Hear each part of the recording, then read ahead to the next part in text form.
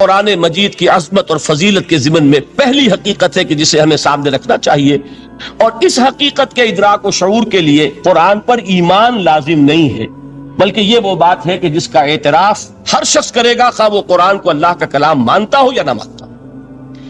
دوسری بات قرآن مجید کی عظمت کے ضمن میں یہ ہے، اور وہ اس پہلو سے پوری دنیا کو ماننی پڑے گی، اور واقعہ یہ ہے کہ جو ان میں اصحاب دانش و بینش ہے وہ مانتے ہیں کہ محمد الرسول اللہ صلی اللہ علیہ وسلم کا تعلق کسی پری ہسٹورک ایرا سے نہیں، حضور کل 1400 برس پہلے کی شخصیت ہیں، تاریخ کا یوں سمجھیے کہ نصف النہار، the very midday of history, کہ کوئی چیز بھی ان کی پردہ اخفاء میں نہیں ہے۔ اور حضور صلی اللہ علیہ وسلم کی یہ بات ہر شخص مانے گا کہ آپ نے تاریخ انسانی کا ایک عظیم ترین انقلاب برپا کیا۔ اس دور میں آپ کے علم میں ہوگا، ابھی کچھ 6-7 سال پہلے امریکہ میں ایک کتاب شائع ہوئی، دی 100۔ ڈاکٹر مائیکل ہارٹ اس کے مصنف ہیں۔ مشاہیر عالم کے موضوع پر اس سے پہلے بھی دنیا میں بہت کتابیں لکھی گئیں، بڑے انسان، بڑی شخصیتیں، ان کے چھوٹے چھوٹے لائف سکیچ، لیکن یہ کہ یہ کتاب اس اعتبار سے بڑی یونیک ہے، منفرد ہے، کہ انہوں نے 100 افراد کا انتخاب کیا، پوری انسانی تاریخ کی عظیم ترین 100 شخصیتیں، گریڈیشن کی، ان نے ایک درجہ بندی قائم کی۔ یہ 100 تو ہے عظیم ترین پوری نوع انسانی میں، ان میں عظیم ترین کون ہے، پھر نمبر 2 کون ہے، پھر نمبر 3 کون ہے۔ یہی وجہ ہے کہ انہوں نے تاریخی اعتبار سے مرتب نہیں کیا، کرونالوجیکل آرڈر میں نہیں، بلکہ اس ترتیب سے کہ جو عظیم ترین انسان ہے اس کے نزدیک نمبر 1 پر اس کو لائے، پھر نمبر 2 پر جو ان کے بعد ہے۔ اور آپ کے علم میں یہ بات ہوگی کہ وہ ڈاکٹر مائیکل ہارٹ دی 100 میں نمبر 1 پر لائے محمد الرسول اللہ صلی اللہ علیہ وسلم، اور انہوں نے یہ کہا کہ بہت سے لوگ میری اس تصنیف میں نمبر 1 پر محمد کا ذکر دیکھ کر صلی اللہ علیہ وسلم حیران ہوں گے، اس لیے کہ ظاہر ہے وہ مسلمان نہیں ہیں، وہ تو عیسائی ہیں، تاحال بھی عیسائی ہیں۔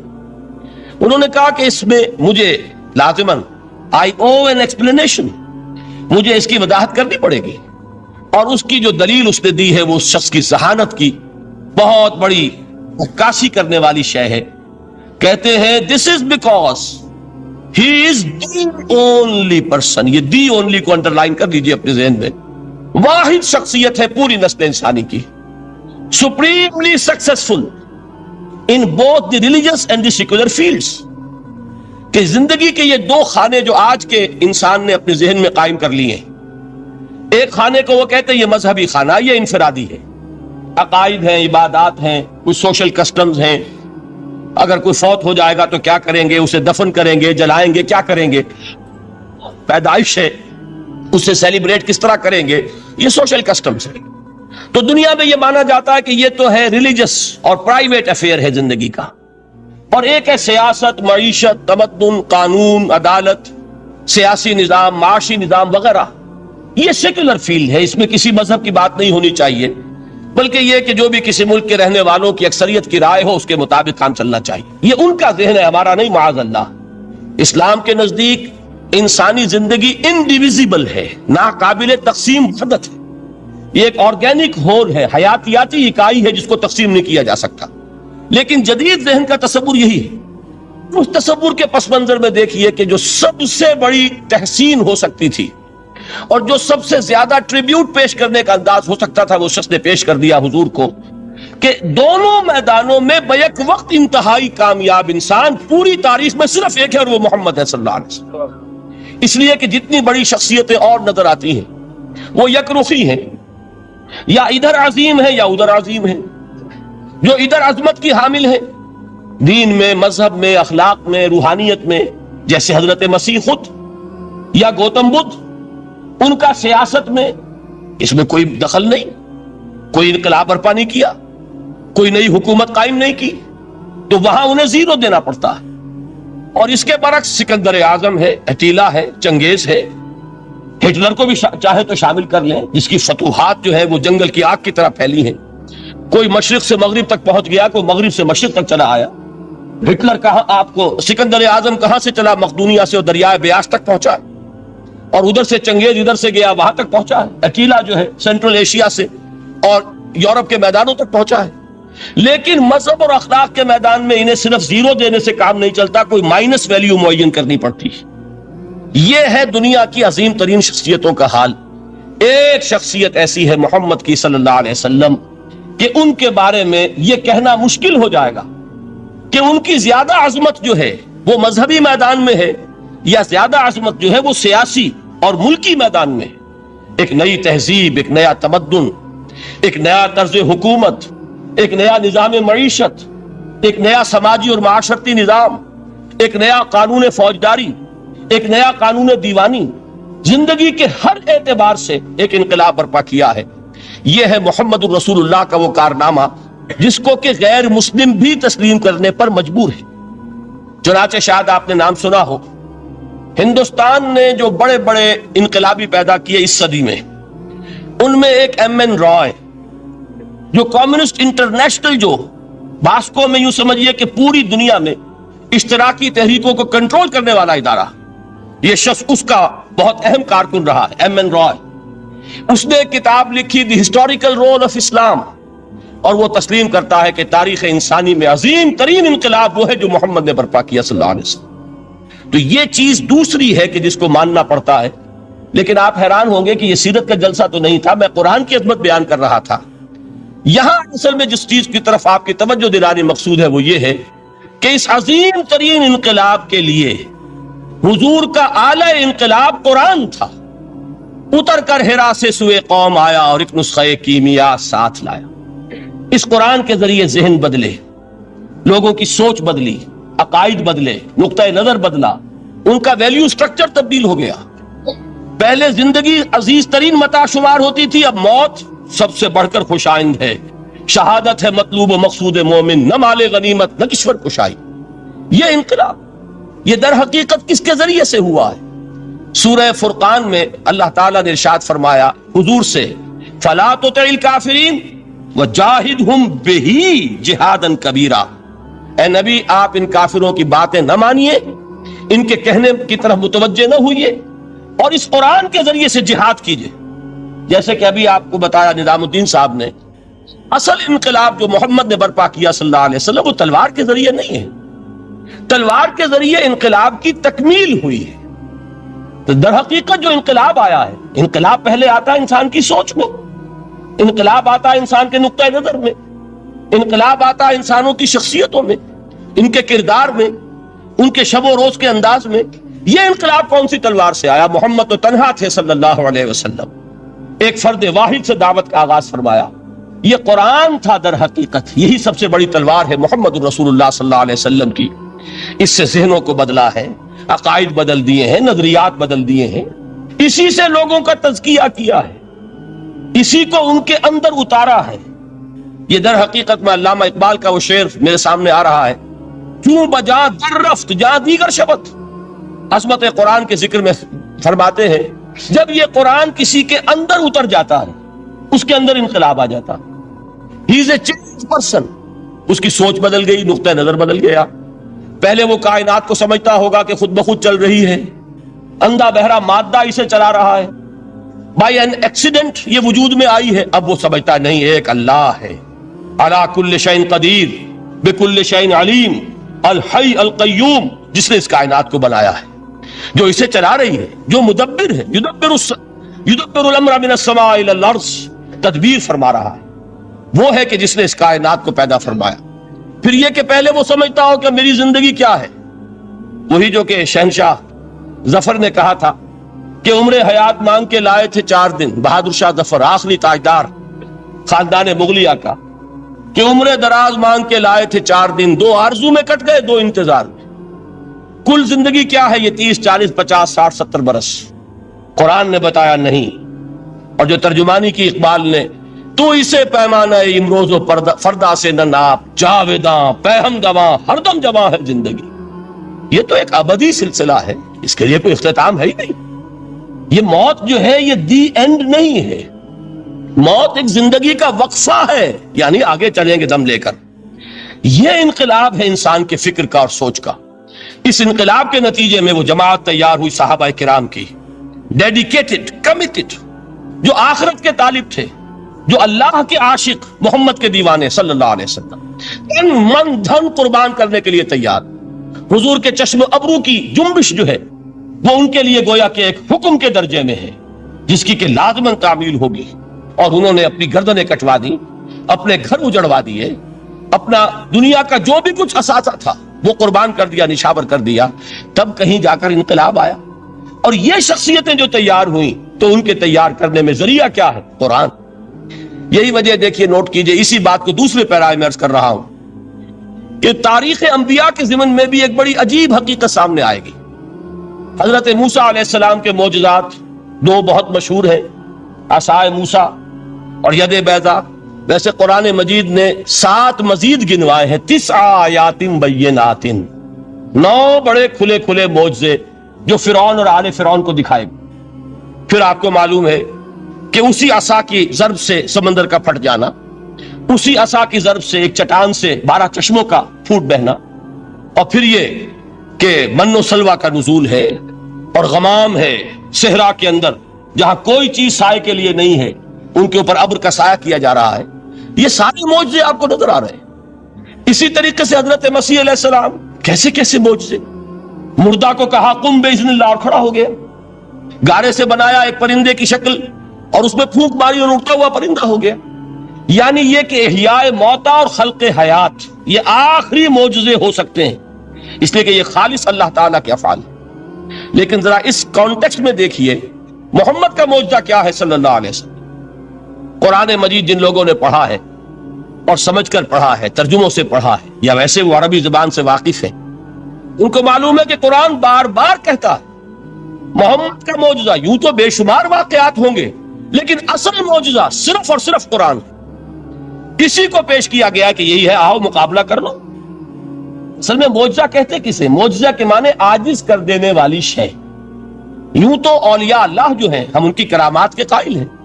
اللہ تعالیٰ اپنے کسی نیک بندے کے مقام اور مرتبے کے اظہار کے لیے کسی وقت کوئی ایسی چیز ظاہر کر دے جو قانون طبیعی کے خلاف ہو، تو یہ کرامات اولیاء حق ہے.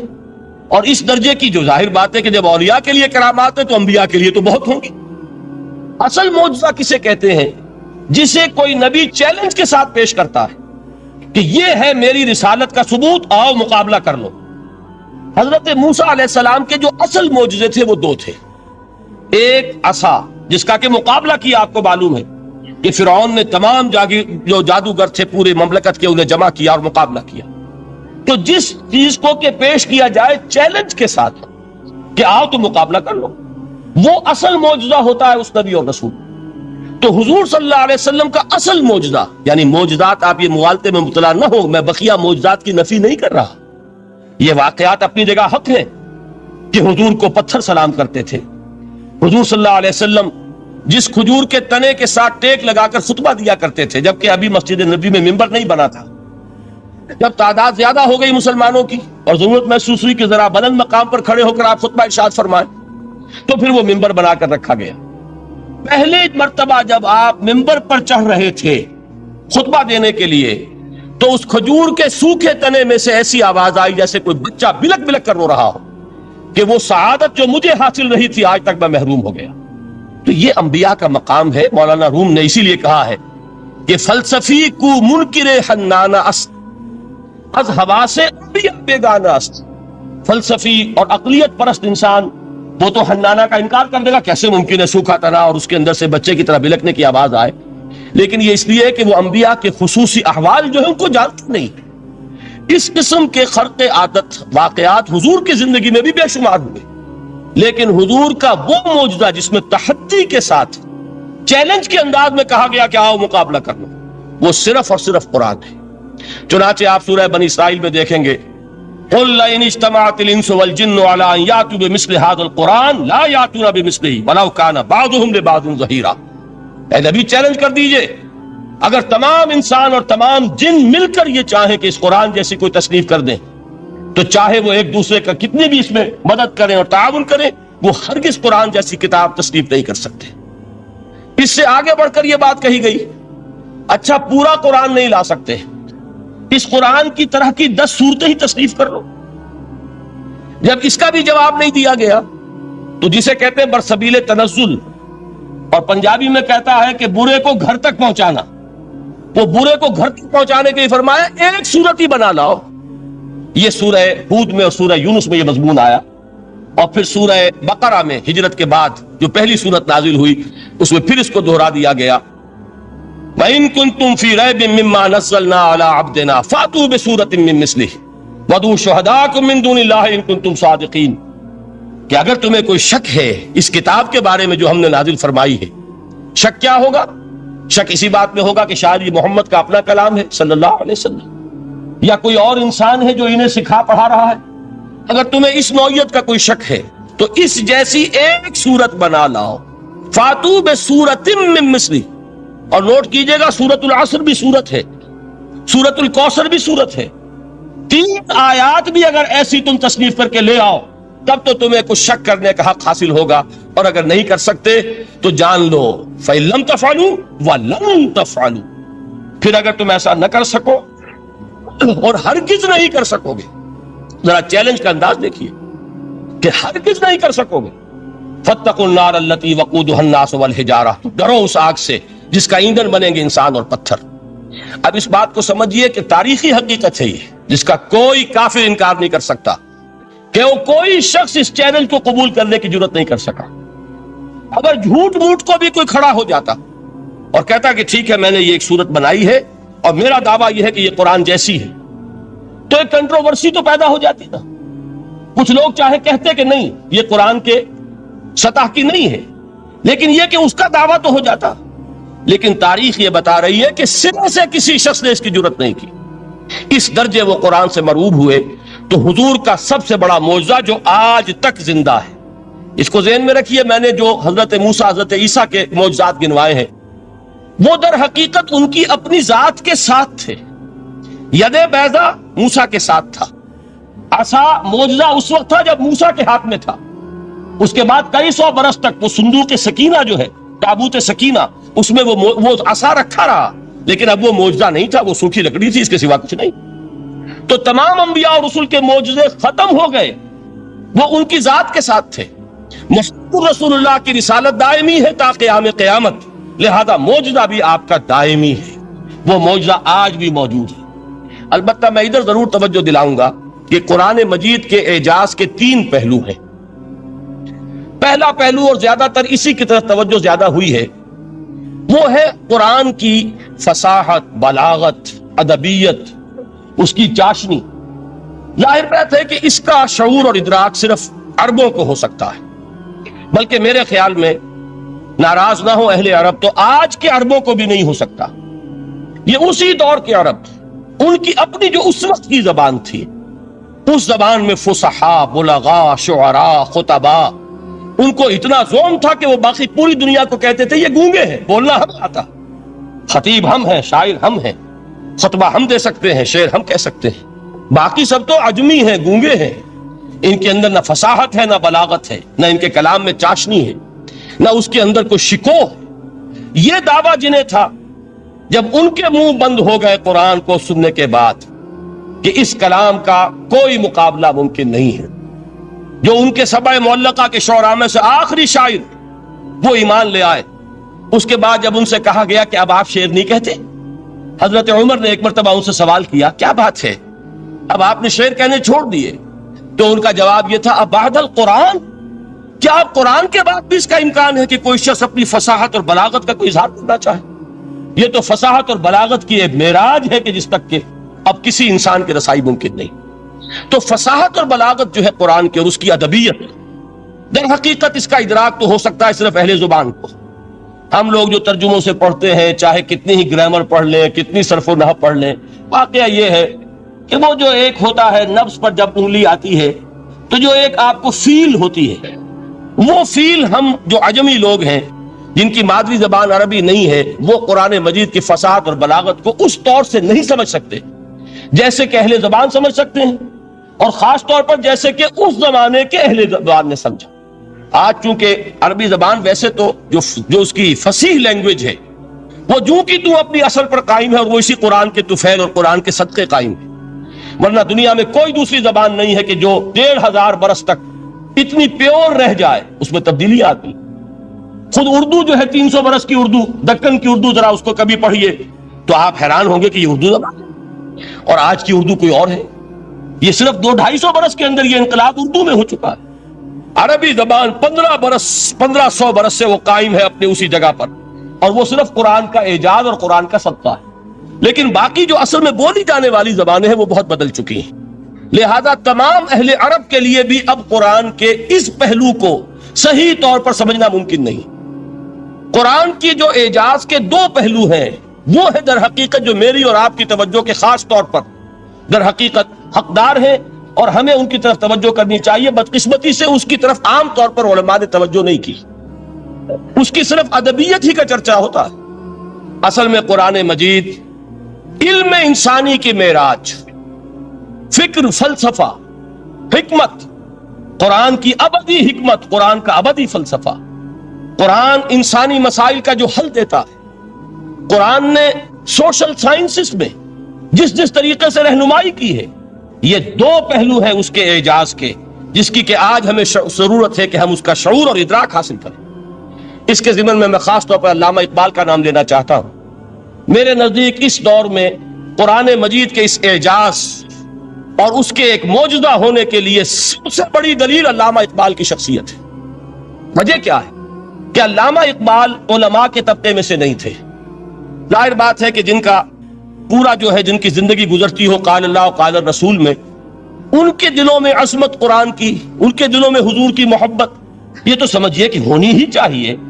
ان کے شب و روز اسی میں گزرتے ہیں۔ لیکن یہ کہ ایک ایسا شخص جس کی تعلیم ہے کالجوں کی، یونیورسٹیوں کی، جس نے مشرق اور مغرب کے فلسفے کھنگال ڈالے، وہ شخص، اور وہ بھی اس دور میں جبکہ ہم پر مغرب سے مروبیت بہت شدید تھی۔ آج تو وہ مروبیت بہت کم ہو چکی ہے۔ آج تو ہمارا عام نوجوان جو ہے وہ آنکھوں میں آنکھیں ڈال کر بات کرتا ہے، اس میں خود اعتمادی ہے۔ ہمارا بھی اپنا ایک معاشی نظام ہے، ہمارا اپنا ایک سیاسی نظام ہے، ہمارا ایک اپنا سماجی نظام ہے، ہماری اپنی سوشل ویلیوز ہیں۔ آج کا نوجوان الحمدللہ احیاء اسلام کی وہ جد و جہد جو ہے وہ مرحلہ در مرحلہ بہرحال آگے بڑھ رہی ہے۔ وقت لگے گا، لیکن یہ کہ اس میں یقیناً ترقی ہوئی ہے۔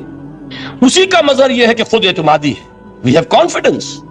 ہم جانتے ہیں کہ اسلام ایک دین ہے، مکمل دین ہے، اس کے پاس زندگی کے تمام مسائل کا حل ہے۔ لیکن یہ ہے آج 1985 کی بات۔ علامہ اقبال اس صدی کے آغاز میں گئے ہیں یورپ، جبکہ ہم محکوم تھے انگریز کے۔ ایک حاکم قوم کے ہاں جا کر، اس سے مروبیت کتنی شدید اس وقت تھی، جو جاتا تھا اکثر و بیشتر جو ہے واپس آتا تھا تو کھڑے ہو کر پیشاب کرنا ضروری سمجھتا تھا، اس لیے کہ اس نے وہاں پر لوگوں کو یہی کرتے دیکھا۔ ان کا لباس، ان کی وضاقت، ان کی تہذیب، ان کا تمدن، ہر طرح سے ان کے گن گاتا ہوا، ان کے لیے وہ بہت قصیدے جو ہیں تعریف کے کہتا ہوا آتا تھا۔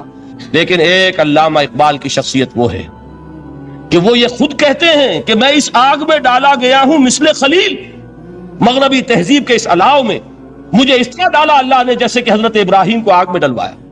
میں اس تہذیب کے اس الاؤ کے اندر سے ہو کر آ رہا ہوں، اور میں نے یہ دیکھ لیا ہے کہ یہ تہذیب کھوکھلی ہے، اس کے اندر کوئی پائیداری نہیں ہے، نظر کو خیرہ کرتی ہے تب چمک تہذیب حاضر کی، یہ صناعی مگر جھوٹے نگوں کی ریزہ کاری ہے۔ اور دیار مغرب کے رہنے والوں، خدا کی بستی دکان نہیں ہے، چھڑا جسے تم سمجھ رہے ہو وہ اب زرے کا معیار ہوگا۔ تمہاری تہذیب اپنے خنجر سے آپ ہی خودکشی کرے گی، جو شاخ نازک پہ آشیانہ بنے گا ناپائیدار ہوگا۔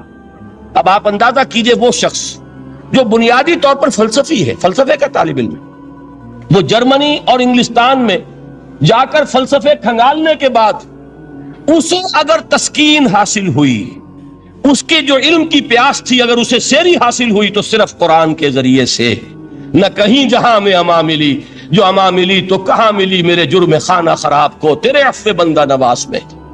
یہ وہ شخص ہے، آخری زندگی میں ان کا کام صرف ایک رہ گیا تھا، قرآن کی تلاوت۔ بڑے بڑے فلسفی ملنے آتے تھے علامہ اقبال سے ملنے، وہ سمجھتے تھے بڑی لائبریری ہوگی، جیسے بڑے وکیل اس کی لائبریری آپ کو معلوم ہے کتنی جلدیں رکھی ہوں گی، خوبصورت جلدیں بنی ہوئی، ایسے ہی کوئی بڑا فلسفی، بڑا پروفیسر، اس کی سٹڈی، اس کی کتابیں بڑی مروب کن ہونی چاہیے۔ لیکن علامہ اقبال کے ہاں سب کتابیں اٹھوا دی تھی انہوں نے، صرف ایک کتاب رہ گئی، اور سید نذیر نیازی کا نام آپ نے سنا ہوگا۔ انہوں نے جب یہ گواہی دی ہے یہ واقعہ شاید آپ کے علم میں نہ آیا ہو، یہ بہت اہم واقعہ ہے۔ وہ یہ لکھتے ہیں کہ میں نے ایک مرتبہ علامہ سے پوچھا کہ کچھ لوگ اعتراض کرتے ہیں یا یہ خیال ظاہر کرتے ہیں کہ آپ نے اپنا فلسفہ خودی نیٹشے سے لیا ہے، کوئی کہتا ہے فلاں سے لیا ہے، کوئی کہتا ہے فلاں سے لیا ہے، کچھ آپ خود بتا سکیں گے کہ آپ کے فلسفہ خودی کی سورس کیا ہے؟ تو علامہ نے کہا کہ اچھا کل فلاں وقت آ جانا تو میں تمہیں لکھوا دوں گا، ڈکٹیٹ کرا دوں۔ تو سید نذیر نیازی کہتے ہیں کہ میں بہت خوش ہوا کہ یہ سعادت میرے حصے میں آ رہی ہے کہ علامہ اقبال خود مجھے تحریر کرائیں گے کہ میرے فلسفے کی سورس کیا ہے، میں نے کہاں سے اخذ کیا ہے۔ دوسرے روز وہ گئے، حاضر ہوئے، بڑے ہی ارمانوں کے ساتھ پینسل اور کاپی لے کر بیٹھے۔ علامہ نے فرمایا ذرا قرآن مجید نکال لاؤ۔ وہ قرآن مجید لائے، حیران ہوئے، یہ فلسفے کا سورس مجھے ڈکٹیٹ کرانے چلے تھے، یہ قرآن مجید کہہ رہے۔ کہا کہ ذرا سورۃ الحشر اس کا آخری رکوع، وَلَا تَكُونُوا كَالَّذِينَ نَسُوا اللَّهَ فَأَنسَاهُمْ أَنفُسَهُمْ أُولَٰئِكَ هُمُ الْفَاسِقُونَ۔ اے لوگوں، ان لوگوں کے مانند نہ ہو جانا جنہوں نے اللہ کو بھلا دیا تو اللہ نے انہیں اپنی خودی سے غافل کر دیا، اپنے آپ سے بیگانہ بنا دیا، یہی ہیں لوگ جو فاسق ہیں۔ علامہ نے کہا میرے فلسفے کی سورس یہ ہے، یہ میں آپ کو بتانا چاہتا ہوں۔ اس معنی میں کہتا ہوں کہ اس دور میں علامہ اقبال کی شخصیت کو میں اعجاز قرآن کا سب سے بڑا مظہر سمجھتا ہوں۔ ایک شخص 20ویں صدی کا، 20ویں صدی عیسوی کی شخصیت، اور پھر یہ کہ وہ کہیں مسجد اور کسی مدرسے کے ماحول میں پلا بڑھا نہیں ہے، بلکہ اسکولوں اور کالجوں میں اور یونیورسٹیوں میں، اور صرف ہندوستان میں نہیں، انگلستان اور جرمنی کی یونیورسٹیوں میں رہا، جس نے اپنا لوہا منوایا ہے۔ وہ شخص اگر یہ کہتا ہے کہ میرے لیے فکر کی بنیاد، میرے فلسفے کی سورس، میری تمام سوچ کی رہنمائی جو ہے وہ اس کتاب نے کی ہے، تو معلوم ہوا کہ واقعتاً یہ قرآن مجید آج بھی معجزہ ہے۔ یہ بات تو ہوئی فلسفے اور فکر کے اعتبار سے۔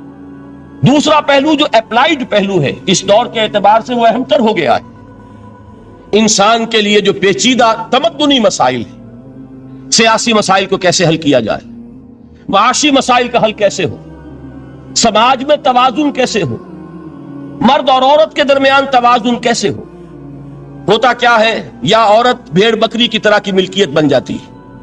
ہمارے ہاں اردو میں جو اس کا محاورہ ہے کہ جوتی کی نوک، یہ اس کی حیثیت ہو جائے گی، یا دوسری طرف عورت کلوپیٹرا بن کر قوموں کی قسمتوں سے کھیلے گی۔ دنیا میں یہ دو انتہائیں ہوئی ہیں۔ کہاں نقطہ عدل کہاں ہے؟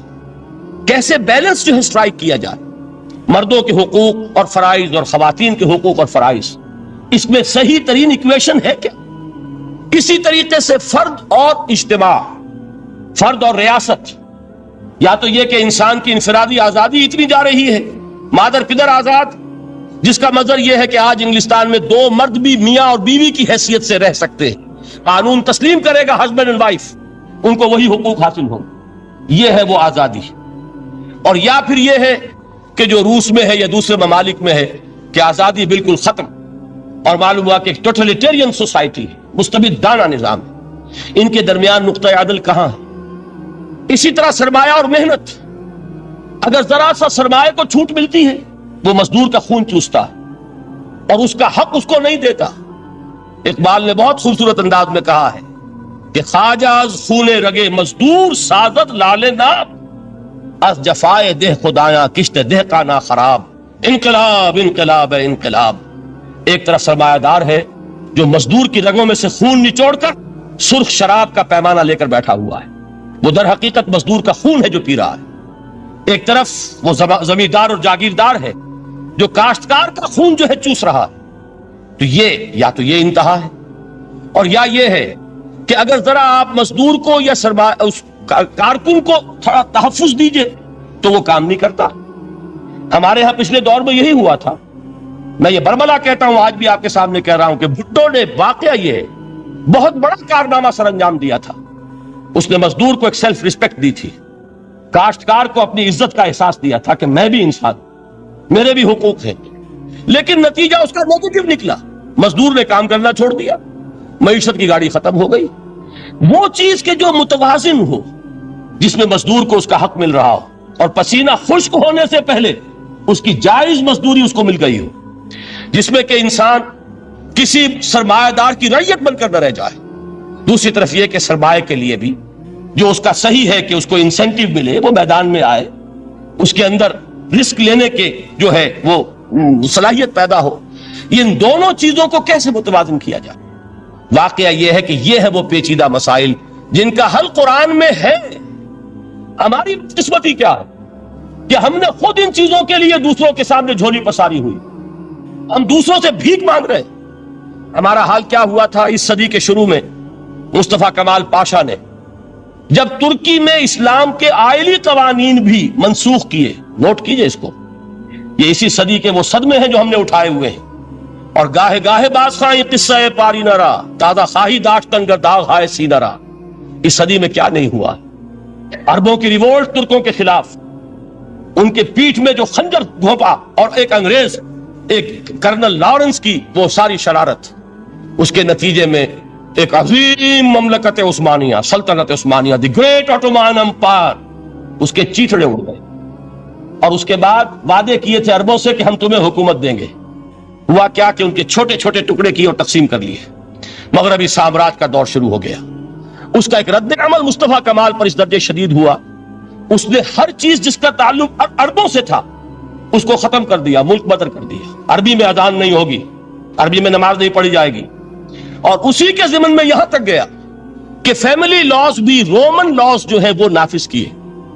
تو یورپ کے اخبارات نے اس وقت یہ طنز کیا تھا مسلمانوں پر، یہ مسلمان عجیب قوم ہے، کہتے یہ ہے کہ ہمارے پاس دنیا کا بہترین ضابطہ ہے، بہترین قانون ہے، ہمارے قانون سے بہتر کسی کا قانون نہیں.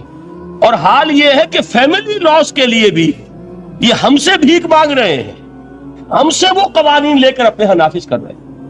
آج بدقسمتی سے اکثر و بیشتر مسلمان ممالک کا حال یہی ہے. آج ہم ان سے بھیک مانگ رہے ہیں. کہیں جمہوریت کی بھیک ہے، کہیں سوشلزم کی بھیک ہے، کہیں کسی اور سماجی نظام کی بھیک ہے، کہیں مرد اور عورت کی کامل مساوات کا ایک نظریہ ہے، شانہ بشانہ چلنے والا فلسفہ ہے، جو خالص مغرب کی تہذیب کی ایک بھیک ہے جو مانگی جا رہی ہے. کاش کہ آج قرآن کے اس اصل اعجاز کی طرف، جو اس کا اصل معجزہ اس دور کے لیے، میں نے عرض کیا کہ اعجاز قرآنی کا وہ معجزہ کہ وہ فصاحت اور بلاغت کی معراج ہے، وہ یا تو اپریشیٹ کر سکتے ہیں اہل عرب، اور اہل عرب میں سے بھی حقیقت میں وہ جو قدیم جاہلی شاعری کے جاننے والے ہیں جو بہت کم رہ گئے، اب وہ جان سکتے ہیں کہ جب قرآن نازل ہوا تو کیوں زبانیں گنگ ہو گئی تھیں، کیوں کوئی ایک شخص جھوٹ موٹ کو بھی مدعی بن کر نہیں آ سکا کہ یہ میں نے قرآن کی جیسی ایک کتاب یا قرآن جیسی ایک سورت یا قرآن کی طرح کے چند جملے میں نے موضوع کر دیے ہیں. لیکن دوسرا پہلو ہے فکر اور فلسفہ، اس کے اعتبار سے جس کا سب سے بڑا ثبوت اس دور میں علامہ اقبال. اور تیسرا پہلو ہے Islamic social sciences, political science, economics, sociology. اس میں جو کچھ قرآن نے دیا ہے، جو آج بھی انسان کی رہنمائی کے لیے بہترین نظام ہے، اس نظام کو ہم سمجھے، اسے دنیا کے سامنے پیش کریں، تب در حقیقت قرآن مجید کا اعجاز سامنے آئے. یہ دو پہلو تو میں نے وہ عرض کیے ہیں کہ جو کسی غیر مسلم کو بھی نظر آئیں گے. قرآن کا پریزروڈ ہونا، اس کی انٹیگریٹی، اوتھینٹسٹی، یہ چیزیں وہ ہے کہ جو سب نے مانی. قرآن کے ذریعے تاریخ انسانی کا عظیم ترین انقلاب برپا ہونا، یہ وہ بات ہے کہ جو کسی اندھے کو بھی دیکھنی پڑتی ہے. اس حقیقت کا اعتراف دشمن کو بھی کرنا پڑتا. میں یاد دلا دوں آپ کو، ایچ جی ویلز، آپ نے نام سنا ہوگا، سائنٹیفک فکشن میں اس کا بڑا اونچا مقام ہے، لیکن اس نے تاریخ نسل انسانی پر بھی 2 کتابیں لکھی، a short history of the world اور a concise history of the world. Concise history of the world میں وہ شخص حضور کے ذکر پر جب آتا ہے، تو میں صرف ذکر کر رہا ہوں، نقل کفر نہ باشد، اس نے حضور کی شخصیت پر بڑے رقیق حملے کیے، بڑے گھٹیا حملے کیے. حضور کی خاص طور پر تعدد ازدواج کا جو معاملہ ہے، یہ کڑوی گولی ان کے حلق سے اتر نہیں سکتی، اس لیے کہ ان کا آئیڈیل ہے حضرت مسیح اور حضرت یحییٰ، جان دی بیپٹسٹ اینڈ جیسس آف نازارتھ. ان دونوں نے ایک شادی بھی نہیں کی، تجرد کی زندگی بسر کی، لہذا ایک شادی بھی ان کے نزدیک گھٹیا فعل ہے. تو حضور نے تو کی ہیں 11 شادیاں، 11 نکاح آپ کے. یہ جو کڑوی گولی ہے یہ ان کے حلق سے نیچے نہیں اترتی، اس لیے میں انہیں معذور سمجھتا ہوں. تو اس نے اس پہلو سے تو بڑے حملے کیے، لیکن خطبہ حجۃ الوداع کے وہ جملے جو ہے تاریخی، پورے کے پورے اس نے کوٹ کیے. لا فضل لعربی علی عجمی ولا لعجمی علی عربی ولا لأحمر على أسود ولا لأسود على أحمر إلا بالتقوى كلكم بنو آدم وآدم من تراب. کسی عرب کو کسی عجمی پر کوئی فضیلت نہیں، کسی عجمی کو کسی عرب پر کوئی فضیلت نہیں، کسی گورے کو کسی کالے پر کوئی فضیلت نہیں، کسی کالے کو کسی گورے پر کوئی فضیلت نہیں سوائے تقوی کے. تم سب کے سب آدم کی اولاد ہو اور آدم مٹی سے بنائے گئے تھے. یہ الفاظ لکھ کر کہتا ہے کہ جہاں تک human fraternity, equality and freedom, تین الفاظ نوٹ کیجئے، انسانی حریت، انسانی مساوات، انسانی اخوت، کہتا ہے کہ جہاں تک ان تین چیزوں کے وعد ہیں، سرمنز کا تعلق ہے، وہ تو دنیا میں پہلے بھی بہت کہے گئے. عیسائی ہونے کے باوجود خاص طور پر نام لیتا ہے جیزس آف نزارت. سرمنز تو حضرت مسیح کے ہاں بھی بہت مل جائیں گے کہ تمام انسان برابر ہیں، سب کو بھائی بھائی ہونا چاہیے، سب انسان آزاد ہیں، تمیز بندہ و آقا فساد آدمیت ہے. لیکن وہ کہتا ہے کہ یہ ماننا پڑتا ہے تاریخ انسانی میں پہلی مرتبہ ان اصولوں پر ایک انسانی معاشرہ قائم کیا محمد نے صلی اللہ علیہ وسلم. یعنی حضور کے ساتھ یہ معاملہ ایمپٹی سلوگنز کا نہیں ہے، یہ صرف واز نہیں ہے، یہ صرف سرمنز نہیں ہے، یہ ایمپٹی سلوگنز نہیں ہے. He translated these things into actuality. ایک حقیقت، ایک واقعہ کی شکل دی ہے محمد نے صلی اللہ علیہ وسلم. وہ معاشرہ پیدا کیا جس میں انسانی اخوت، انسانی مساوات اور انسانی حریت، یہ تینوں اقدار بتمام و کمال موجود تھی. یہی وجہ ہے اس صدی میں نوٹ کیجئے گاندھی جی، موہن داس کرم چند گاندھی، جس کو آج پوری دنیا میں تسلیم کیا جاتا ہے، عالم عرب میں بھی مہاتما گاندھی کی بڑی عزت ہے. پنڈت نہرو کا کسی زمانے میں استقبال ہوا تھا ریاض میں، تو ہمیں بہت غصہ آیا تھا کہ مرحبا برسول السلام، welcome to the prophet of peace. یہ الفاظ تھے کہ جن سے پنڈت نہرو کا استقبال ہوا تھا. غصہ ہمیں بہت آیا، یہ رسول کا لفظ استعمال کر دیا انہوں نے. بعد میں ہم نے سوچا بھائی رسول کے معنی ان کے ہاں ایلچی کے ہیں، تو انہوں نے اس کو اپنی جو بھی غلطی میں سمجھا یا صحیح سمجھا، اس کو چھوڑ دیجئے، میں کوئی سیاسی گفتگو نہیں کرنا چاہتا. انہوں نے سمجھا کہ یہ شخص اس وقت امن کا پیغام بر ہے، لہذا اس کو ویلکم کیا. بہرحال گاندھی جی کا جہاں تک معاملہ ہے، آپ کے علم میں ہے کہ پوری دنیا میں اس شخص کی عظمت کو تسلیم کیا گیا ہے. ہمارا معاملہ ہندوستانی مسلمانوں کا معاملہ یہ دوسرا ہے. وہ تو آپ کو معلوم ہے کہ جوتا جسے کاٹتا ہے اسے پتا چلتا ہے کہ یہ جوتی کاٹ رہی ہے، ورنہ دیکھنے والے کو پتا چلے گا بڑا خوبصورت جوتا ہے، بڑا عمدہ جوتا ہے، کوئی اس میں خرابی نہیں ہے. لیکن جسے وہ پنچ کر رہی ہو اسے پتا ہے کہ یہ ہے کیا. اس اعتبار سے ہمارا معاملہ علیحدہ ہے، لیکن دنیا کو وہ بہت خوبصورت اور بہت ہی اعلیٰ اور بہت ہی اونچی شخصیت ایک نظر آتی ہے. بہرحال ایک پہلو سے یقیناً ماننا پڑے گا اس کی عظمت کو کہ ہندو قوم کے لیے اور ہندوستان کے لیے، اس کی آزادی کے لیے جو عظیم جدوجہد کی ہے، اس میں کوئی شک نہیں. میں اس وقت جو بات عرض کرنا چاہتا ہوں کہ 1937 کا تصور کیجئے.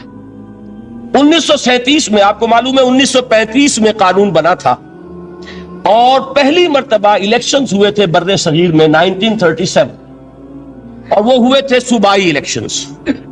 ان کے نتیجے میں وزارتیں قائم ہوئی. مسلم لیگ نے بائیکاٹ کیا تھا الیکشن کو، لہذا پورے ہندوستان میں تمام صوبوں میں کانگریس کے وزراء کی وزارتیں بنی. ہریجن اخبار میں ایک مقالہ لکھا تھا گاندھی جی نے اس وقت، جس میں کہ ان کانگریسی وزراء کے سامنے نصیحت کے انداز میں یہ بات رکھی تھی کہ آج جب کہ آپ لوگوں کو اختیار مل رہا ہے اور حکومت، یہ پہلی انسٹالمنٹ تھی جو انگریزوں نے دی تھی ہمیں، سیلف رول یا ہوم رول کی پہلی انسٹالمنٹ تھی، تو جو بھی تمہیں اختیارات مل رہے ہیں اس میں میں تمہارے سامنے حضرت ابو بکر اور حضرت عمر کی مثال رکھتا ہوں. یہ ہے وہ بات کہ جادو وہ جو سر چڑھ کر بولے. عربی میں کہتے ہیں الفضل ما شہدت بہ الاعداء، اصل فضیلت وہ ہے جس کا کہ دشمن اعتراف کرے. مہاتما گاندھی اگر اعتراف کر رہا ہے کہ تاریخ انسانی کی عظیم ترین شخصیتیں حکومت کی سطح پر وہ ابو بکر اور عمر ہیں، تو ابو بکر اور عمر کس درخت کے پھل ہیں؟ وہ شجرہ طیبہ، شجرہ نبوت ہے کہ جس کے پھل ہیں ابو بکر اور عمر، جن کو تربیت دی ہے محمد نے صلی اللہ علیہ وسلم. تو معلوم ہوا کہ یہ چیزیں وہ ہیں کہ جس کا لوہا آج دنیا مان رہی ہے. لہذا ہمیں قرآن مجید کے اعجاز کے پہلو سے ان اعتبارات سے خود بھی توجہ کرنی چاہیے اور دنیا کو بھی ادھر متوجہ کرنا چاہیے. اب میں تبرکاً 3 مقامات سے میں نے آیات پڑھی ہیں قرآن مجید کی عظمت کا وہ ادراک اور شعور جو ہمیں ہو سکتا ہے. ہم وہ کہ جو قرآن کو مانتے ہیں اللہ کا کلام، ہم اس بنیاد پر سمجھے کہ اللہ نے اپنے کلام کی کیا مدح کی ہے۔ اور نمبر دو، یہ فارسی کا ایک مصرع ہے کہ قدر گوہر شاہ دانت یا بدانت گوہری، ہیرے جواہرات کی قدر و قیمت یا بادشاہوں کو معلوم ہوتی ہے جو ان میں کھیلتے ہیں، اور یا یہ کہ جوہری کو جو ان کا کاروبار کرتا ہے، جانتا ہے، پہچان ہے، پرکھتا ہے۔ عام آدمی کو کیا پتا، اس کے ہاتھ پہ اگر کوئی آپ ہیرا رکھ دیں وہ سمجھے شاید کوئی کانچ کا ٹکڑا، اسے اس کے اندر کوئی فرق محسوس نہیں ہوگا۔ قدر گوہر شاہ دانت یا بدانت گوہری، کہ ہیرے جواہرات جو ہیں ان کی قدر و قیمت کا اندازہ بادشاہوں کو ہوتا ہے یا جوہری کو ہوتا ہے۔ تو قرآن مجید کا عظمت کا صحیح ادراک یا اللہ کو ہے یا محمد الرسول اللہ کو ہے صلی اللہ علیہ وسلم۔ باقی جو کچھ دنیا دیکھتی ہے وہ تو وہ ظاہر کا ایک پہلو ہے، وہ تاریخی حقائق ہیں جو میں نے آپ کے سامنے رکھے۔ باقی قرآن مجید کی عظمت کا کوئی صحیح ادراک ہو سکتا ہے یا وہ اللہ تعالیٰ کی زبانی اور یا ہوگا محمد الرسول اللہ صلی اللہ علیہ وسلم کے فرامین کی روح سے۔ اسی لیے میں نے 3 جگہ سے آیات پڑھی ہیں۔ ایک مقام سے سورہ رحمان کی ابتدائی 4 آیات، سورہ یونس کی 2 آیات، سورہ حشر کی 1 آیت، اور 3 احادیث نبویہ ہیں جن کا میں نے ذکر کیا ہے، اس لیے کہ تیسری جو ہے وہ بہت طویل حدیث ہے، وہ پوری میں اس وقت نہیں پڑھ سکتا تھا، اس کے صرف ابتدائی اور آخری کلمات میں نے اس وقت آپ کو سنائے۔ میں تھوڑی سی تشریح ان کی کروں گا تاکہ قرآن مجید کی عظمت کا جو نقش میرے اور آپ کے قلب پر ہونا چاہیے وہ صحیح در حقیقت ان آیات اور احادیث کی روشنی میں ہمارے دلوں پر قائم ہو جائے۔ دیکھیے، قرآن مجید کی عظمت یہ کلام ہے۔ اس کی کلام کی عظمت کا پہلا پہلو ہے متکلم کی عظمت کے اعتبار سے۔ عربی میں کہا جاتا ہے کہ کلام الملوک کے ملوک الکلام ہے، بادشاہوں کا کلام کلاموں کا بادشاہ ہوتا ہے۔ بادشاہ جب گفتگو کرے گا معلوم ہوگا شاہانہ انداز ہے، ایک کوئی بھکاری گفتگو کرے گا یا کوئی کجرا گفتگو کرے گا، سبزی فروش کرے گا، کوئی مچھلی فروش کرے گا، ہر ایک چل جائے گا کہ کون بولا، وہ جس کو کہتے ہیں کہ تانت بازی راگ پایا۔ 2 جملے کوئی شخص بولے گا پتہ چل جائے گا کتنے پانی میں ہے، اس کے علم کا، فضل کا، تہذیب کا، تمدن کا کیا معیار ہے۔ اس لیے کہ کلام جو ہے در حقیقت متکلم کی پوری شخصیت کی عکاسی کرتا ہے۔ اس کا مقام کیا ہے، اس کا مرتبہ کیا ہے، اس کے ذہن کی بلندی کیا ہے، اس کے فکر کی گہرائی کیا ہے، اس کے افق ذہنی کی وسعت کیا ہے، اس سب کا اندازہ ہوگا کلام سے۔ تو اب یہ کلام ہے اللہ کا۔ معلوم ہوا کہ اللہ کی صفات کا ایک کامل عکس قرآن مجید میں موجود ہے۔ یہ بات سمجھیے، اس کو قرآن نے کس طرح بیان کیا۔ یہ وہ لطیف حقائق ہیں جن کے لیے قرآن مجید تمثیل کا پیرایا اختیار کرتا ہے۔ اب سورہ حشر کی تمثیل کیا ہے؟ لو انزلنا هذا القرآن على جبل، اگر ہم نے اس قرآن کو کسی پہاڑ پر اتار دیا ہوتا، لرأيته خاشعا متصدعا من خشیت اللہ، تم دیکھتے اس پہاڑ کو کہ اللہ کی خشیت سے دب جاتا جاتا۔ وَتِلْكَ الْأَمْثَالُ نَضْرِبُهَا لِلنَّاسِ لَعَلَّهُمْ يَتَفَكَّرُونَ، اور یہ مثالیں ہیں جو ہم لوگوں کے لیے بیان کرتے ہیں تاکہ وہ تفکر سے کام لیں، غور و فکر کریں۔ اگر میں اور آپ قرآن کی عظمت سے واقف نہیں ہوں گے، اس بات کو نوٹ کر لیجئے، تو میں اور آپ اپنا وقت کیسے صرف کریں گے اس کے لیے؟ انسان کا ایٹیچیوڈ بڑا یوٹیلیٹیرین ہے، آج کے انسان کا خاص طور پر۔ وہ کسی ایسے ہی کام کے لیے وقت لگائے گا جس میں اس کے لیے فائدہ ہو، اور اس فائدے کی چیز اگر نہیں ہے تو اس کی طرف متوجہ نہیں ہوگا۔ اگر قرآن مجید کی عظمت کا ہمیں ادراک ہو جائے تو ہم اپنا پورا وقت اس کے لیے وقف کر دیں گے، اس کو سمجھیں گے، اس کی گہرائیوں میں غوطہ زنی کریں گے، جیسے اقبال نے کہا کہ قرآن میں ہو غوطہ زن اے مرد مسلمان۔ لیکن اگر یہ کہ اس کی عظمت کا ادراک نہ ہوا تو بس یہ کہ کبھی اتفاق ہو گیا کہ کھول لیا اور اس کو پڑھ لیا، پڑھ بھی لیا بغیر سمجھے، اور اس کا ثواب کسی اور کو پہنچا دیا، وہ آج حصول ثواب بھی نہیں رہا، ایصال ثواب ہی رہ گیا۔ ورنہ یہ کہ بہرحال علامہ اقبال نے جو اس پر پھپتی چست کی ہے کہ بایا تشترا کارے جزی نیست کہ از یاسین او آسا بمیری، اس قرآن کی عظیم آیات سے اے مسلمان آج تیرا سروکار صرف اتنا رہ گیا ہے کہ کوئی شخص مر رہا ہو، عالم نزع میں ہو، تو اس کو یاسین سنا کر اس کی جان جلدی سے نکال دو، آسانی سے نکل جائے، بس یہ سروکار رہ گیا۔ میں یہ نہیں کہتا کہ نہ پڑھی جائے، حضور نے فرمایا ہے پڑھنی چاہیے، لیکن صرف یہ نہیں ہے اس کا مصرف، یہ تو انسانی زندگی کی رہنما کتاب بن کر نازل ہوئی ہے، اس کے اوپر اس اعتبار سے توجہ تم نہیں کر رہے ہو، بلکہ تمہاری اس کے ساتھ جو ہے دلچسپی صرف کتنی رہ گئی ہے۔ پہلی بات یہ کہ یہ سمجھیے کہ قرآن نے یہ تمثیل اختیار کی اپنے عظمت کے بیان کے لیے. اگر ہم نے اس قرآن کو پہاڑ پر اتار دیا ہوتا تو تم دیکھتے کہ وہ جاتا اور تب جاتا. اب اس کو سمجھیے، قرآن یفسر بعضہ بعضا، قرآن کا ایک حصہ دوسرے حصے کی تفسیر کرتا ہے. سورہ اعراف میں واقع آیا ہے کہ حضرت موسیٰ علیہ السلام کا آپ کو معلوم ہے کہ کوہ طور پر اللہ تعالیٰ سے ہم کلامی کا شرف حاصل کرتے تھے. گفتگو ہو رہی ہے لیکن اللہ نظر نہیں آ رہا. اب اس کو اپنے اوپر طاری کیجئے کہ صاف سامنے آتے بھی نہیں، صاف چھپتے بھی نہیں. یہ جو صورتحال تھی کہ اگر کسی کی آپ آواز سن رہے ہیں، کلام سن رہے ہیں، سامنے نہیں آ رہا، تو آپ کے دل میں خواہش پیدا ہوگی کہ ذرا سا یہ پردہ بھی اٹھا دیا جائے، مجھے دیدار بھی حاصل ہو جائے. لہذا سورہ اعراف میں ہے جب کئی بار یہ شرف ہم کلامی حاصل ہوا اللہ سے، تو حضرت موسیٰ علیہ السلام نے بڑی ہمت سے کام لیا، بڑی جرت کی درخواست کر دی، رب ارنی انظر الیک.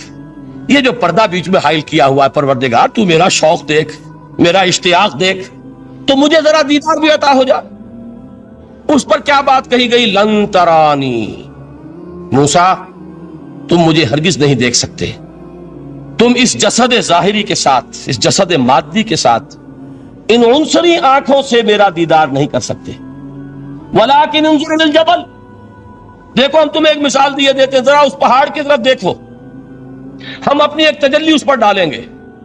فَإِنِ اسْتَقَامَ مَكَانَهُ فَسَوْفَ تَرَانِي، اگر وہ پہاڑ ہماری تجلی کو جھیل جائے، تحمل کر لے، تو تم بھی سوچنا کہ شاید ہمیں دیکھ سکو. اس کے بعد ہوا کیا؟ فَلَمَّا تَجَلَّى رَبُّهُ لِلْجَبَلِ جَعَلَهُ دَكًّا وَخَرَّ مُوسَىٰ صَعِقًا. جب اللہ تعالیٰ نے پہاڑ پر اپنی ایک تجلی ڈالی تو وہ پہاڑ جو ہے گیا، اور موسیٰ، اب دیکھیے براہ راست تجلی موسیٰ پر نہیں ہے، یہ انڈائریکٹ مشاہدہ ہے تجلی ربانی کا کہ جو پہاڑ پر ہوئی ہے، اور پہاڑ کی جو کیفیت ہوئی ہے اس کے مشاہدے سے حضرت موسیٰ بے ہوش ہو کر گر گئے. وَصَعِقَ مُوسَىٰ خَرَّ مُوسَىٰ صَعِقًا. یہ ہے وہ مثال جو یہاں دی ہے قرآن کے لیے. لَوْ أَنزَلْنَا هَذَا الْقُرْآنَ عَلَىٰ جَبَلٍ لَرَأَيْتَهُ خَاشِعًا مُتَصَدِّعًا مِّنْ خَشْيَةِ اللَّهِ. نتیجہ کیا نکلا؟ انفر کیجئے، استدلال، استنتاج. نتیجہ یہ نکلا کہ جو تاثیر تجلی ذات ربانی کی ہے وہی تاثیر کلام ربانی کی ہے. صرف یہ ہے کہ ہمیں اس کا شعور نہیں، ہمیں اس کا ادراک نہیں. یہ بالکل ذات کی تجلی کی جو تاثیر تھی وہی قرآن خود بیان کر رہا ہے کہ اس کلام ربانی. اس کو بھی علامہ اقبال نے خوب کہا ہے، فاش گویم آنچ در دل مزمرست، صاف کہہ دیتا ہوں جو کچھ میرے دل میں ہے. یہ کتابیں نہیں، چیزیں دیگر است. اسے کتاب نہ سمجھ بیٹھنا قرآن کو، یہ کتاب نہیں ہے، کچھ اور ہے. کچھ اور کیا ہے؟ مثل حق پنہاؤ ہم پیداستو، زندہ پائندہ گویاستو. یہ تو جیسے اللہ تعالیٰ کی ذات ہے، مثل حق، ذات حق سبحانہ و تعالیٰ کی طرح یہ زندہ ہے، پائندہ ہے. مثل حق، پائندہ گویاستو، یہ جو ہے زندہ ہے، یہ متکلم ہے، کلام نہیں ہے. کل صفات ربانیہ جو ہے ظاہر اور باطن، مثل حق پنہا، ظاہر و پنہا، اور حی و قیوم جیسے اللہ کی ذات ہے، وہی صفات اس کلام کی ہے. اور اس کے بعد وہ شعر آیا تھا جو میں پہلے سنا چکا ہوں، چوں بجاں در رفت جاں دیگر شود. جب یہ قرآن کسی انسان کے اندر سرایت کر جاتا ہے، اس کے دل پر نازل ہوتا ہے. دیکھیے یہ الفاظ آپ کو کہیں اور نہیں ملیں گے. میرے نزدیک جہاں علامہ اقبال اس دور میں قرآن کی عظمت کا سب سے بڑا ثبوت ہے، وہاں عظمت قرآنی کے سب سے زیادہ واقف اور اس کا سب سے زیادہ شعور رکھنے والے بھی علامہ اقبال. یہ الفاظ آپ کو کہیں نہیں مل سکیں گے کہ مثل حق پنہاؤ ہم پیداستو، زندہ پائندہ گویاستو، چوں بجاں در رفت جہاں دیگر شود، جہاں چو دیگر شد جہاں دیگر شود. جب یہ انسانوں کے اندر سرایت کر جاتا ہے، ان کے اندر ایک انقلاب آ جاتا ہے، اور یہ اندر کا انقلاب ہے جو ایک عالمی انقلاب کا پیش خیمہ بنتا ہے. آپ آرڈیننس کے ذریعے سے نمازیں پڑھوائیں گے تو پھر نماز وہی پڑھی جائے گی جو آفس ٹائم میں آئے گی. باقی اور کیوں پڑھیں گے؟ وہ تو آرڈیننس کے ذریعے سے پڑھائی جا رہی ہے نا. اس کا حشر تو وہ ہوگا جو ہمارے ہاں دیکھ چکا ہے. اور اس وقت بھی، اس زمانے میں، میں نے یہ سنا ایک جگہ کہ کلاس 4 امپلائیز جو ہیں وہ شروع میں جب آرڈیننس نافذ ہوا تھا ہمارے ہاں تو دفتروں میں بڑا اہتمام ہوا، آفیسرز نے خاص طور پر بڑے اہتمام سے ظہر کی نماز پڑھنی شروع کی. لیکن مجھے بتایا گیا کہ کلاس 4 امپلائیز جو ہیں ہمارے، یہ ڈرائیورز ہیں، پینز ہیں، یہ کھڑے ہنستے رہتے ہیں، شریک نہیں ہوتے. میں نے ان سے کہا وہ اس لیے کہ انہیں معلوم ہے کہ آپ بھی تو یہی پڑھ رہے ہیں نماز، باقی آپ کے ڈرائیور سے اور آپ کے خانسامہ سے یہ بات چھپی ہوئی نہیں ہے کہ عصر آپ نے بھی نہیں پڑھنی، یہ صرف زور ہے جو آپ پڑھ رہے ہیں. تو یہ اصل میں اندر سے انقلاب جب تک نہ آئے، باہر کا ٹھوسا ہوا انقلاب وہ تو جب پریشر ہٹ جائے گا تبدیلی ختم ہو جائے گا. چوں بجا در رفت جہاں دیگر شبد، اندر انقلاب آئے. جب اندر تبدیلی ہو جائے گی اب انسان کا پورا وجود بدلے گا، پھر اس کے اندر سے تبدیلی جو ہے وہ ابھرے گی، اسے کسی خارجی دباؤ کی ضرورت نہیں ہوگی. جہاں چو دیگر شد جہاں دیگر شبد. اور جب انسانی شخصیتوں کے اندر یہ انقلاب اندر سے آتا ہے تو پھر وہ عالمی انقلاب بنتا ہے. جیسے کہ محمد رسول اللہ کا انقلاب. واقعہ یہ ہے کہ اگر جوش کانسپیریسی، عبداللہ ابن سبا کی سازش اگر کامیاب نہ ہو گئی ہوتی اور مسلمانوں کے اندر آپس کا اختلاف اور سرپھٹول نہ ہو جاتا، جو حضرت عثمان کی شہادت، پھر حضرت علی کی شہادت رضی اللہ تعالی عنہما، اور حضرت علی کی دوران خلافت یہ آپس کے جو جنگیں ہوئی، جنگ جمل، جنگ صفین، جنگ نہروان، اگر یہ نہ ہوئی ہوتی تو جس سپیڈ کے ساتھ اور رفتار کے ساتھ انقلاب محمدی کی توسیع ہو رہی تھی علی صاحب الصلاۃ والسلام، کوئی طاقت دنیا میں نہیں تھی. اقبال نے اس کا بھی نقشہ کھینچا ہے کہ تھمتا نہ تھا کسی سے سیل رواں ہمارا. وہ سیل رواں تھا، کوئی روکنے والا نہیں تھا. انٹرنل سیبوٹاج وہ ہے کہ جس نے اس انقلاب کا راستہ روکا. تو واقعہ یہ ہے کہ وہ اندرونی انقلاب حضور نے برپا کیا قرآن کے ذریعے صحابہ میں. اندر سے جو انقلاب تھا اس نے عرب میں ایک انقلاب کی شکل اختیار کی. اور یہ انقلاب جو ہے اتنی اپنے اندر قوت رکھتا تھا، اتنی پوٹینشیلٹی تھی اس کی کہ وہ 20 برس کے اندر کہاں آکسس دریائے جیہوں، کہاں اٹلانٹک. تصور تو کیجیے، تاریخ میں اس سے پہلے اتنی بڑی کوئی مملکت قائم ہوئی نہیں. کہاں یمن اور کہاں ایشیا کوچک، ایشیا مائنر، ٹرکی، یہاں سے وہاں اور وہاں سے یہاں. اتنی عظیم مملکت حضرت عثمان رضی اللہ تعالیٰ عنہ کے خلافت میں ہو چکی تھی. یہ بات اگر یہ چلتا معاملہ آگے تو کوئی قوت اب نہیں رہی تھی. سلطنت روما ختم ہو چکی تھی، سلطنت کسرا ختم ہو چکی تھی، پرختے اڑ گئے تھے. کون سی طاقت رہ گئی تھی جو سیلاب کا راستہ روکتی؟ یہ وہ یہودی سازش ہے جس نے اندر سے سیبوٹاج کیا. بہرحال یہ ہے انقلاب محمدی کا طریقہ، اندر سے تبدیلی. اسی کو علامہ اقبال نے کہا ہے، تیرے ضمیر پہ جب تک نہ ہو نزول کتاب، گرہ کشا ہے نہ راضی نہ صاحب کشاف. یہ قرآن اب بھی تم ایسے محسوس کرو کہ جیسے تمہارے دل پر نازل ہو رہا ہے.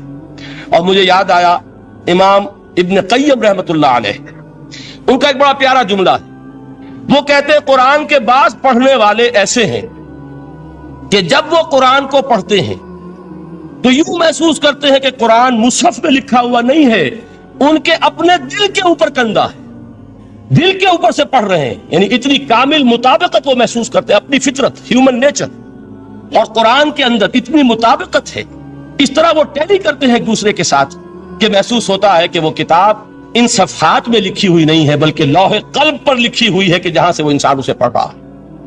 تو پہلی بات تو قرآن مجید کی اس آیت کے حوالے سے اس پہلو سے ہمارے سامنے آئی کہ جو تاثیر ہے ذات ربانی کی تجلی کی، وہی تاثیر ہے اس قرآن مجید کی، بشرطے کہ ہمارے دل جو ہیں وہ کچھ اپنے اندر اس استعداد اور صلاحیت کو پیدا کر لیں. دوسرا مقام ہے سورہ یونس کا.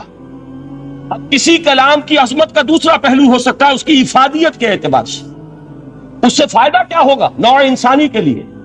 دیکھیے 2 آیات، یہ عظیم خزانے ہیں عظمت قرآن کے.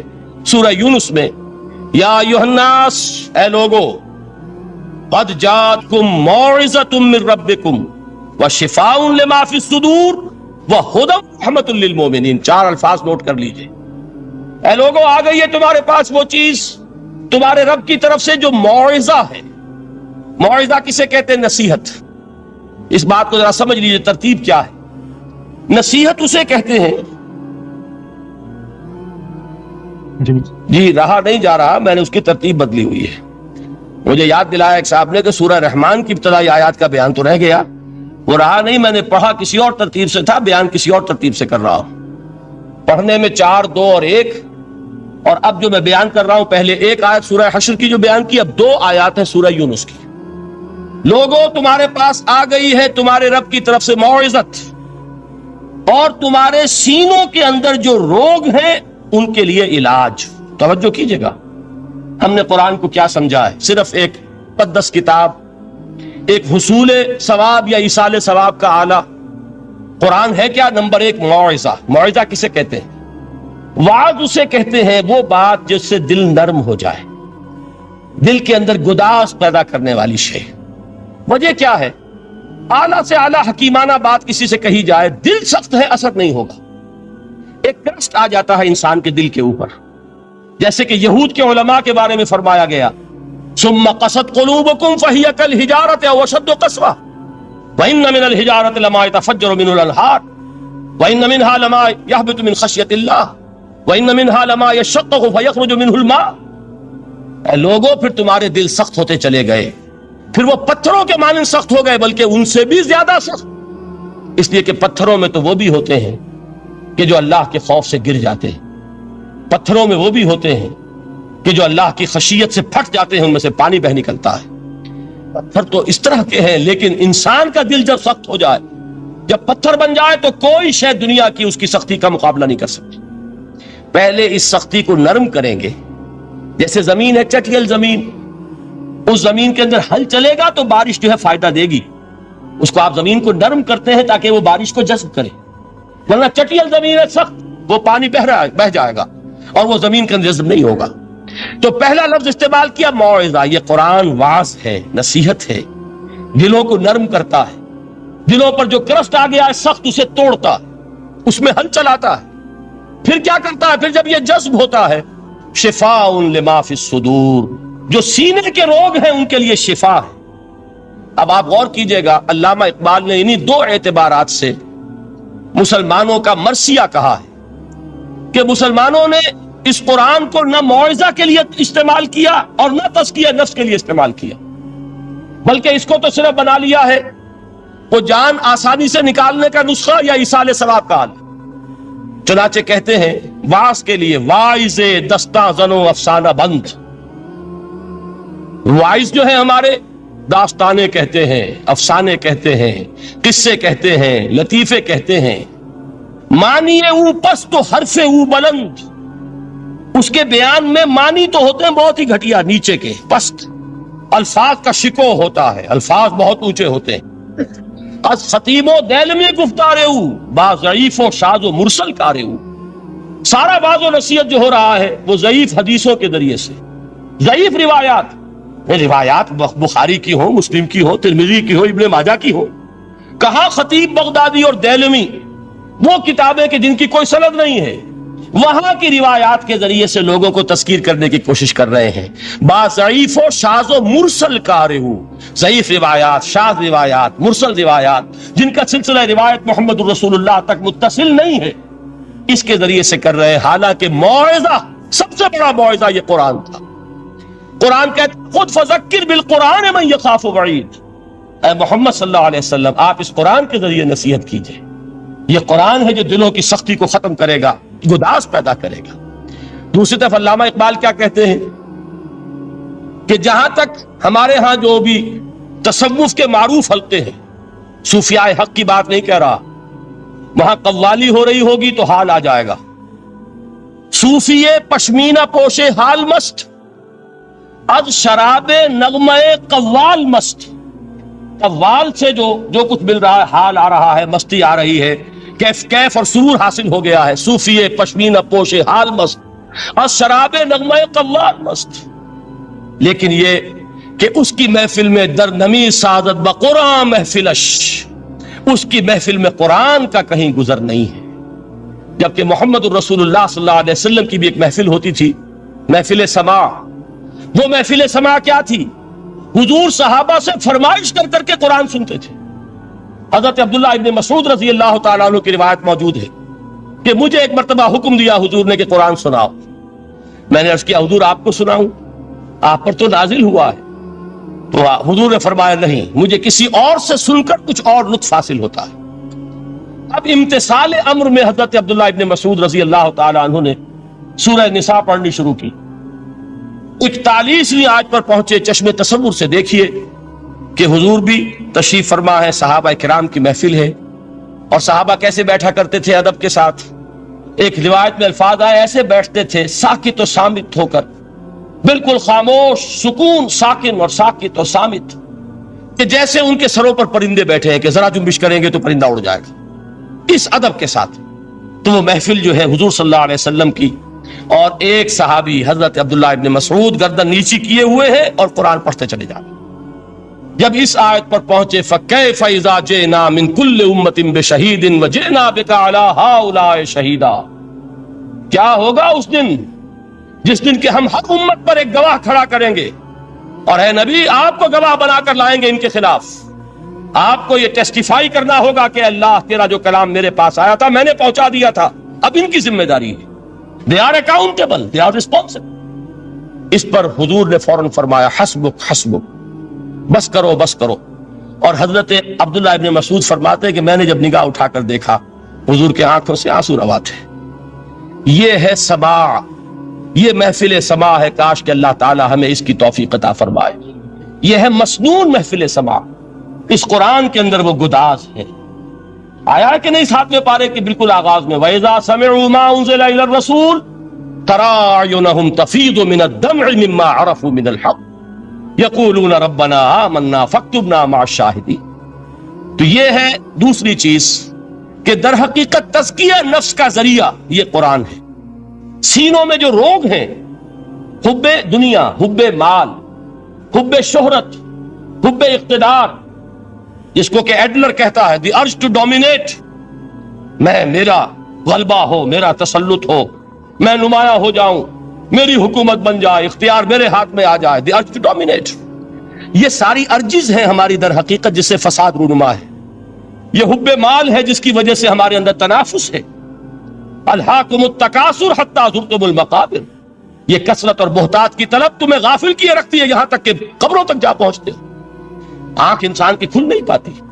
جس کے پاس 10 نسلوں کے لیے کھانے کو موجود ہے اس کی بھی حرص جو ہے اور مزید کا لالچ جو ہے وہ ختم نہیں ہوتا. یہ چیزیں ہیں اصل روگ. ان دلوں کے روگوں کا اور سینوں کے اندر کے ان امراض کا علاج قرآن. یا ایھا الناس قد جاءتکم موعظۃ من ربکم وشفاء لما فی الصدور. اب جب یہ دو چیزیں ہو جائیں گی, تیسرا لفظ ہے ہدن. ہدایت بیکار ہے جب تک دل میں گداز نہ ہو. ہدایت بیکار ہے جب تک کہ نیت درست نہ ہو. کوئی شخص بڑا عالم ہے لیکن اپنے علم کو اس نے ذریعہ بنایا ہے دنیا کمانے کا, تو در حقیقت یہ قرآن اس کے حق میں ہدایت نہیں ہے, اس کے حق میں عذاب خدا بندی کا ذریعہ بن رہا ہے. حضور نے خود فرمایا القرآن حجت لک او علیک, یہ قرآن یا تمہارے حق میں حجت ہے یا تمہارے خلاف حجت بنے گا قرآن کے قیامت کے دن. اس لیے کہ ایک شخص اس کو دنیا کمانے کا ذریعہ بنا رہا ہے, ایک شخص اس کو شہرت کے حصول کا ذریعہ بنا رہا ہے, ایک شخص علم کو ذریعہ بنا رہا ہے دنیا میں نمایاں ہونے کا, اپنی تعریف کا. حضور نے فرمایا کہ قیامت کے دن سب سے پہلے 3 افراد کا معاملہ پیش ہوگا عدالت خدا بندی میں. ایک وہ جو بڑا عالم سمجھا جاتا تھا, اس سے بڑا علم پھیلا. دوسرا وہ جو بہت صاحب ثروت تھا, اس نے بہت خیرات کے کاموں میں پیسہ لگایا. تیسرا وہ جو دنیا میں شہید سمجھا جاتا تھا کہ اللہ کی راہ میں جنگ کرتے ہوئے جان دے دی. اللہ ان تینوں سے جو اس کو نعمتیں دی تھی ان کا ذکر کر کے پوچھے گا کہ میں نے تمہیں یہ دیا, تمہیں یہ دیا, تمہیں یہ دیا, تم کیا کر کے لائے؟ وہ شہید کہے گا کہ اللہ میں نے تیری راہ میں جنگ کی اور اپنی جان دے دی تاکہ تو راضی ہو جائے. اللہ فرمائے گا کذبتا, تو نے جھوٹ بولا. انک قاتلت لان یقال جریء, تو نے تو یہ جنگ اس لیے کی تھی کہ کہا جائے کہ بڑا جری ہے, بڑا بہادر ہے. یہ لوگوں سے بہادری کے تمغے لینا تمہارا مقصود تھا. وقد قیل, وہ کہا جا چکا ہے, اب یہاں تمہارے لیے کچھ نہیں. اور فرشتوں کو حکم ہوگا اور وہ اونڈے منہ اس کو گھسیٹتے ہوئے جہنم میں جھونک دیں. دنیا میں شہید سمجھا جا رہا ہے, آخرت میں جہنمی ہے. یہی حال اس عالم کا ہوگا, یہی حال اس دولت مند کا ہوگا. تم نے یہ علم پھیلایا تھا کہ تمہارے علم کا چرچا ہو جائے, تمہاری شہرت ہو جائے, لوگ تمہاری دستبوسی کرنے لگیں, لوگ تم سے جھک کر ملیں. وہ دنیا میں ہو گیا, تمہارا مطلوب مل چکا, تمہارا مقصود حاصل ہو چکا, اب یہاں کچھ نہیں. تو جان لیجئے کہ جب تک دلوں کے روگ درست نہ ہوں, علم بیکار ہے, ہدایت قطعاً مفید ہے. پہلے دلوں کا کرسٹ اترے, اس کی سختی دور ہو، یہ ہے موعظہ۔ دلوں کے اندر سے حب جاہ، حب دنیا، حب مال نکلے، یہ ہے تزکیہ۔ شفاء لما فی الصدور، اب ہدایت خدا بندی، اب راستہ آپ دیکھیں گے اور اس راستے پر چلیں گے۔ یہ ہدایت جو ہے دنیا میں، یہی آخرت میں رحمت کی شکل میں ظاہر ہوگی۔ جنہوں نے اس قرآن کی ہدایت سے فائدہ اس دنیا میں اٹھایا، آخرت میں رحمت خدا بندی کی بدلیاں ان پر سایہ کریں۔ ایک حدیث میں تو باقاعدہ الفاظ آئے ہیں کہ سورہ بقرہ اور سورہ آل عمران یہ دو بدلیوں کی صورت میں ظاہر ہوں گی میدان حشر میں، اور ان لوگوں پر سایہ کریں گی کہ جن کو ان سے بڑی محبت تھی۔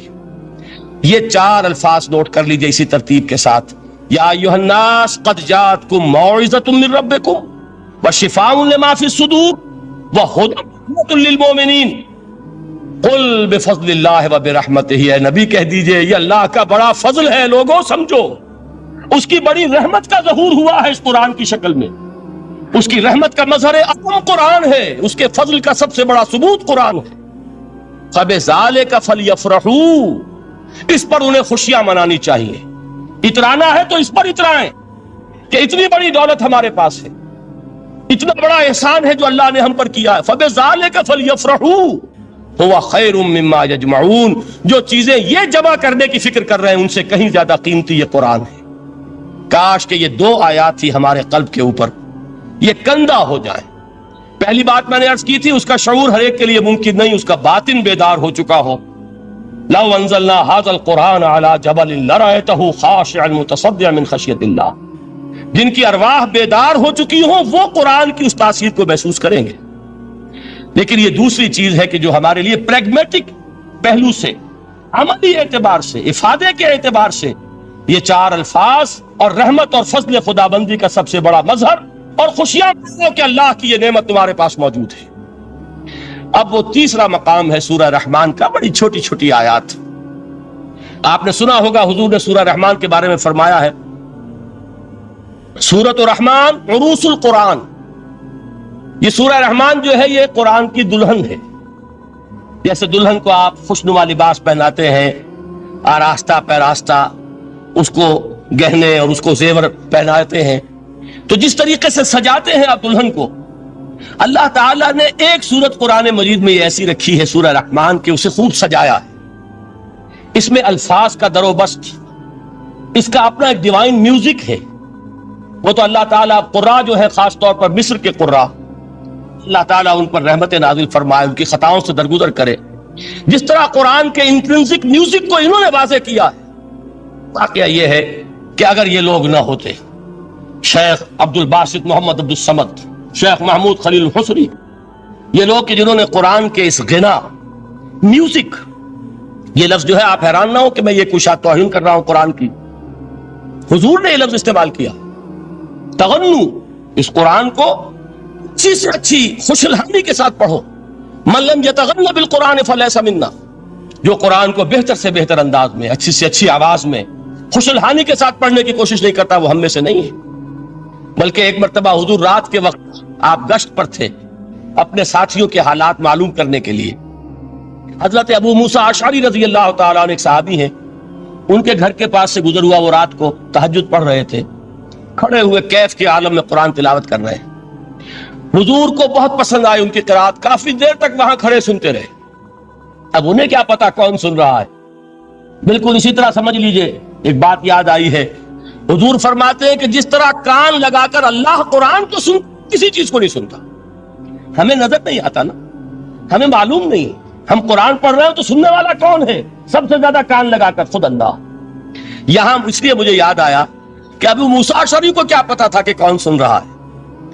اپنی کیفیت میں نماز میں تہجد میں قرآن کی تلاوت کر رہے تھے، اور ظاہر بات ہے ان کے گھر ایکڑوں میں بنے ہوئے نہیں تھے، ایک ایک کمرہ، ایک ایک کوئی حجرہ، ایسے ہی تو گھر تھے نا صحابہ کے۔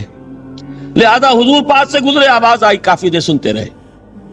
اس کے بعد آپ تشریف لے گئے، صبح فجر میں ملاقات ہوئی تو حضور نے تحسین کے انداز میں فرمایا، یا ابا موسیٰ انک قد اوتیت مزمارا من مزامیر آل داؤد، اے ابو موسیٰ تمہیں تو آل داؤد کے سازوں میں سے ایک ساز اللہ نے عطا فرما دیا ہے۔ جس طرح حضرت داؤد، لہن داؤدی مشہور ہے کہ جب وہ پچھلے پہر رات کو حمد کے ترانے الاپتے تھے، قرآن میں ہے کہ پرندے شامل ہو جاتے تھے ساتھ، اور پہاڑ وجد میں آتے تھے، پہاڑ بھی ان کے ساتھ شریک ہوتے تھے۔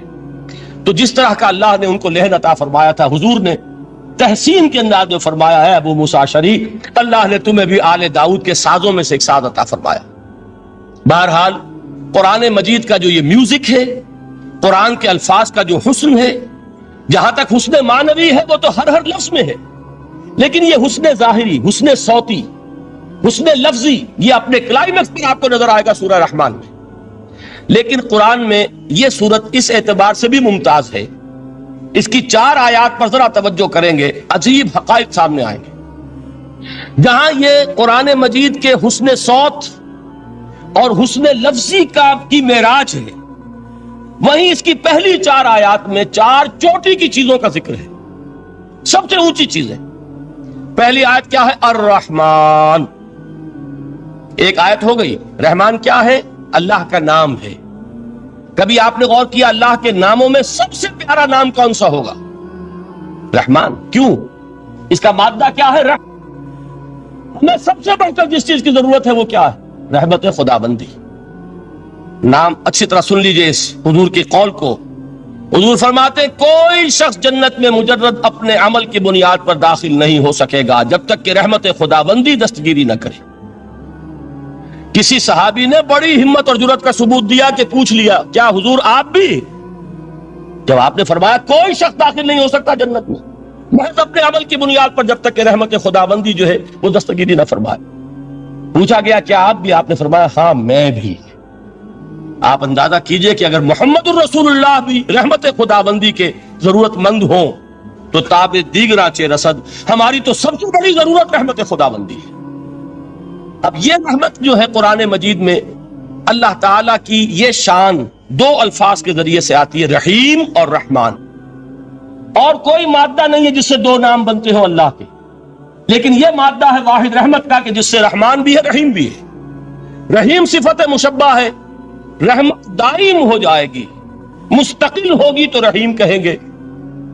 اور رحمان، اس میں رحمت کی ہے وہ شان ہے کہ جیسے ٹھاٹھے مارتا ہوا سمندر ہو، ہیجان کی کیفیت، طوفانی کیفیت، رحمت خداوندی کا طوفانی جوش، وہ ہے رحمان۔ آپ تو رہتے اس علاقے میں ہیں، آپ کو معلوم ہے عرب اگر بھوکا مرا جا رہا ہو تو کیا کہے گا؟ انا جوعان۔ پیاسا مرا جا رہا ہو انا عطشان۔ بہت غضبناک ہوگا غضبان، غضبان آصفہ قرآن میں آیا، بہت غضبناک۔ رحمان جس کی رحمت جو ہے جوش میں ہے، ٹھاٹھے مارتے ہوئے سمندر کے مانند۔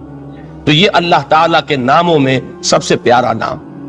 اب آگے چلیے، الرحمن علم القرآن، رحمان نے قرآن سکھایا۔ رحمت خداوندی کا سب سے بڑا مظہر، رحمان کی رحمانیت کا سب سے بڑا مظہر قرآن ہے۔ ان میں جو منطقی ربط ہے اس کو سمجھتے جائیے۔ اچھا آپ یہ سوچئے، جو علم بھی انسان کو حاصل ہوا وہ کس نے دیا؟ اللہ نے۔ سائنس کا علم کس نے دیا؟ اللہ نے۔